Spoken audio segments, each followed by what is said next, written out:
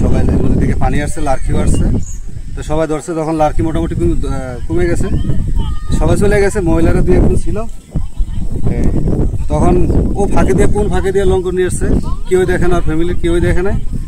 ও লঙ্কর নিয়ে আসে এখানে ধরতেছে, ধরার লঙ্কর যখন লার্কি দিয়ে মারছে তখন তাই না পানিতে ফালাই দিছে। এগুলো দেখছে আবার অন্য জায়গার মহিলারা দেখে শিক্ষা দিছে, তখন সবাই দৌড়ে আসে, দেখা আর বাসা নাই। দুইবার বাসছিল, বাসা করার পরে পানির তলে গেছে। হাতে রশি সহ ছিল, লঙ্করের রশি সহ ছিল হাতে। এতটুকু খোঁজাখুঁজি করলাম, ফায়ার সার্ভিস আসলো। আমি তো ভাত খানা খেয়ে চলে গেছি কাজে যাওয়ার পরে 1 ঘন্টা পরে খবর গেছে আমার কাছে যে আমার ছেলেটা নাকি পানিতে পড়েছে।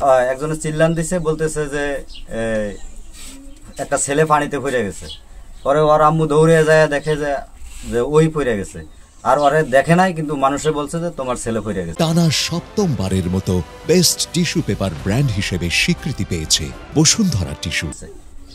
আমরা খবর পাই 9:55 সময়। আমরা খবর পাওয়ার সাথে সাথে দিঘিনালা ফায়ার সার্ভিস দ্রুত ওই যে উদ্ধার কার্যক্রমে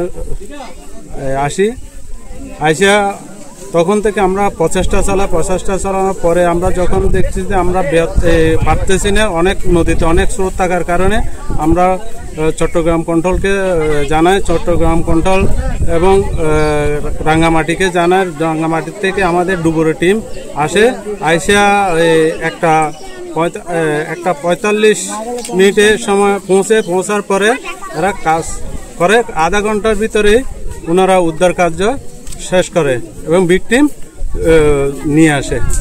জানতে পারলাম যে আরিয়ান নামে একটা বাচ্চা, 4 বয়স 8 বছর, পানিতে লাকড়ি তুলতে গিয়ে পড়ে যায় এবং স্রোতের মধ্যে সে ডুবে গিয়ে মারা যায়।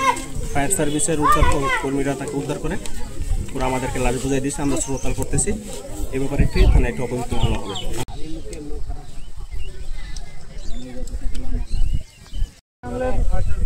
কেউ ছিল না, পুরুষ মানুষ